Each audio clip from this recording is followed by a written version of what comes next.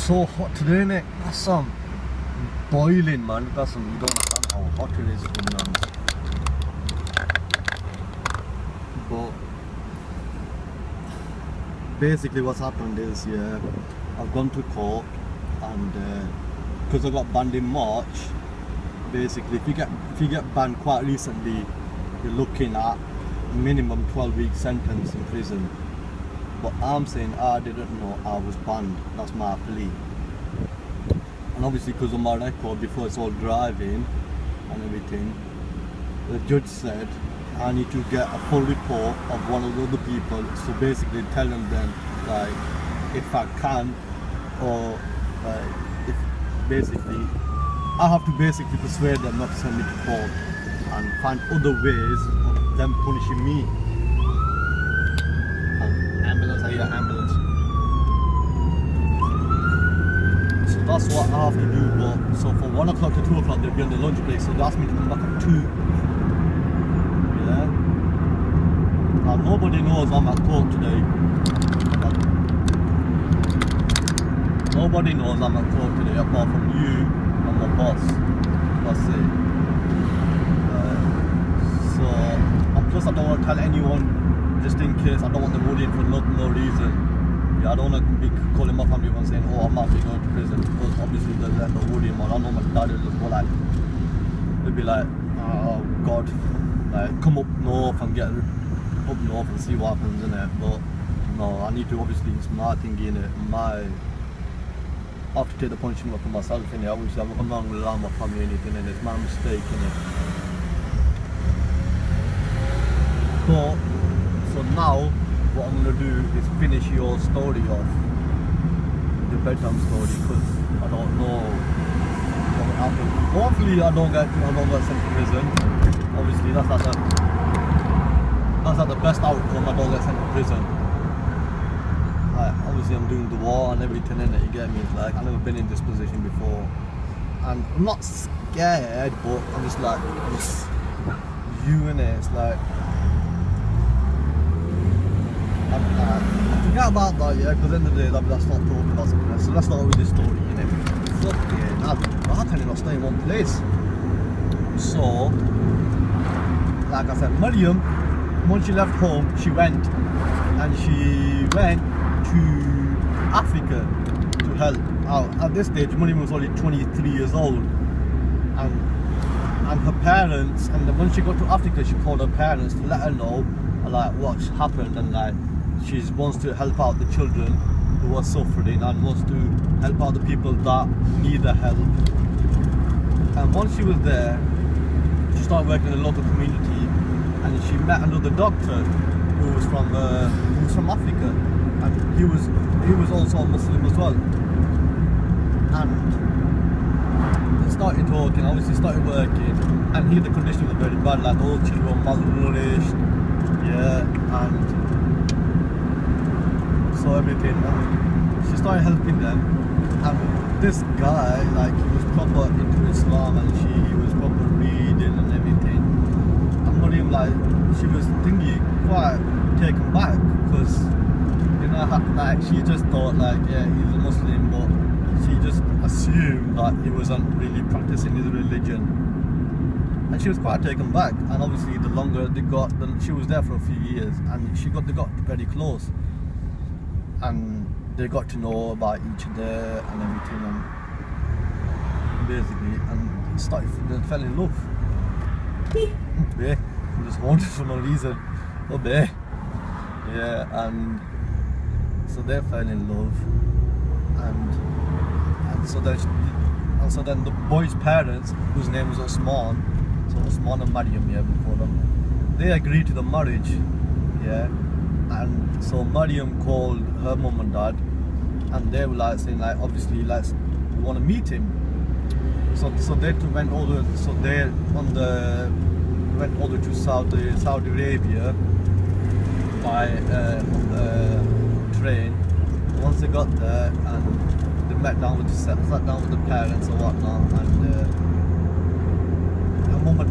Mariam's mum and dad really liked Osman. They were happy to have the marriage with him. So they got married, and And so they thought, right, might as well let's settle down in Saudi Arabia now, because obviously the economy is growing and whatnot, and obviously, so let's settle down there. So they settled down, and they ended up having 4 children. They had 3 girls and 1 boy. The boy was the eldest. And Maryam became ill all of a sudden in her 40s. She became quite ill. Obviously Usman was, once he did all the, like, obviously the both doctors, so once he like thinking, took her to hospital, doctors and everything, they found out she had the cancer. Now Usman and Maryam's love for each other was very strong. They were so close. The family unit was very strong. And he was heartbroken at this news because it was terminal illness. And so the doctors said that you have 5 years to live. And they went through all the chemo and everything, and they were making plans for the thingy, for the janaza, making plans for what happens when she goes and everything. And but they just kept reading the dua and they kept praying and everything. Yeah.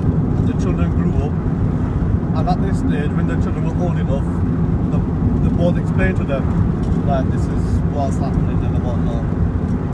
And then one day they had to go to court, they had to go to hospital for their I hope you can hear me, because I just hope this is not waste. So they went to hospital and they started doing the doctors did tests on them. They did a MRI and scan where they put in the machine, it goes and they lay there, so they have to lay very still and thingy.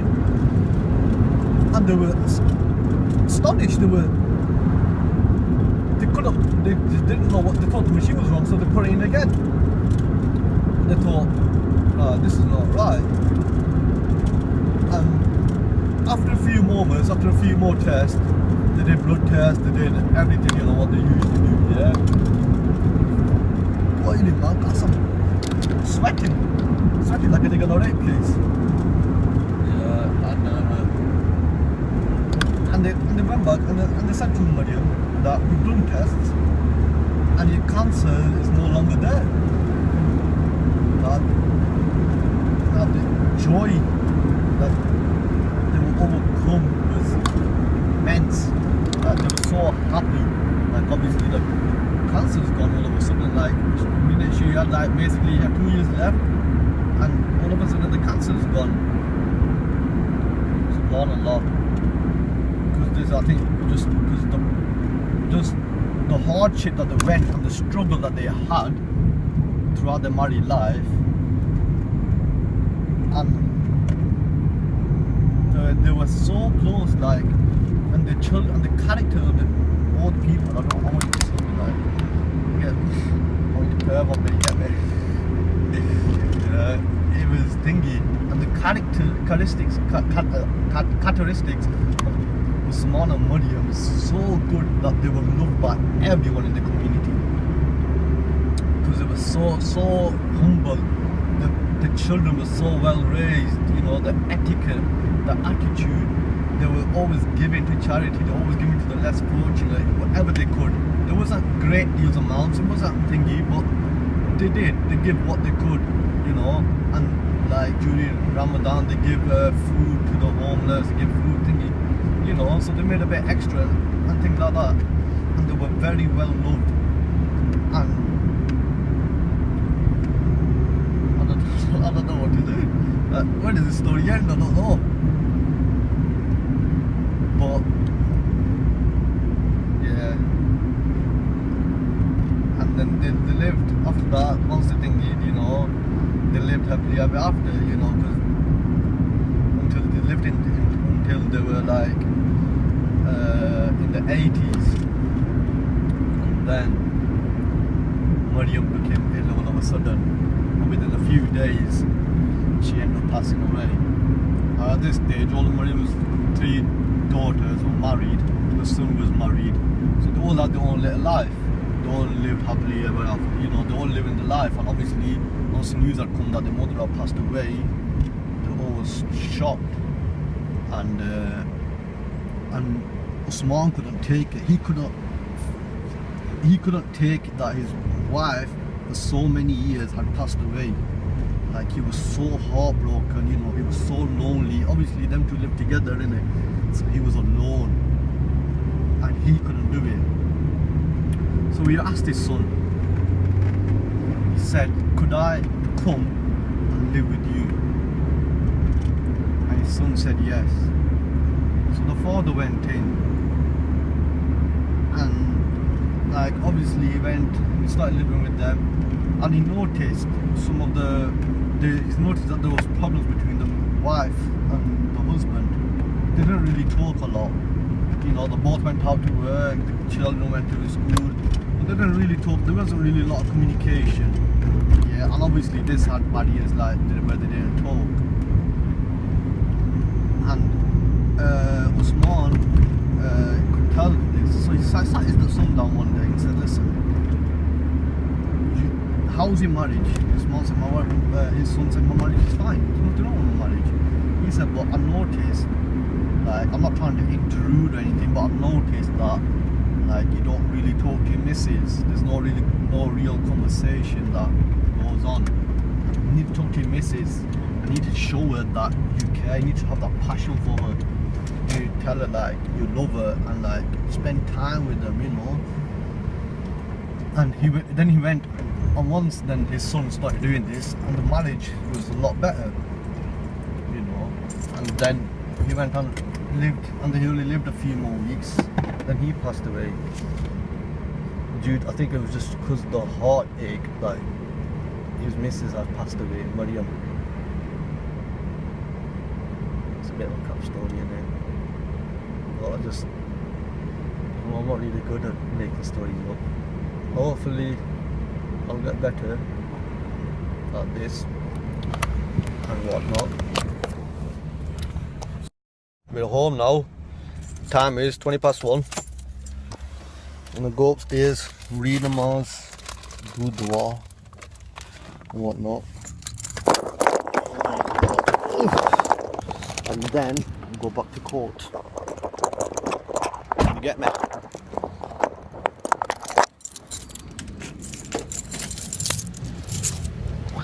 But, hello, where are you? There you are. But I just thought I'd make this video just in case something happens in it. And obviously I'll send you the link. I'm just watching YouTube. And obviously I've got some more stories on there, obviously, which we haven't seen. So obviously if anything happens, I want you to go on YouTube and I want you to watch the rest of them stories, yeah? And obviously just go through everything on mine, and then like Instagram and Kick and emails and YouTube. That's it, that's all I got. But it is, I don't know whether I will get sentenced or won't, but obviously I hope I don't. If I can persuade them, you know, I have to do the puppy dog eyes and try to like, it's not worth me going in prison because I have a job and whatnot, and it's like pointless, like, because what's point in if I'm, and I say my illnesses, I need treatment, I'm seeing rheumatologists or whatnot, so I'm going to play all that, you could get me and play all that cards, all them, so feel sorry for me cards. Oh my. But the thing is though, what I'm most upset about, another prison in it, because if I do get sent down for 12 weeks, I'll do 6 weeks, yeah, and then if I can, probably be out in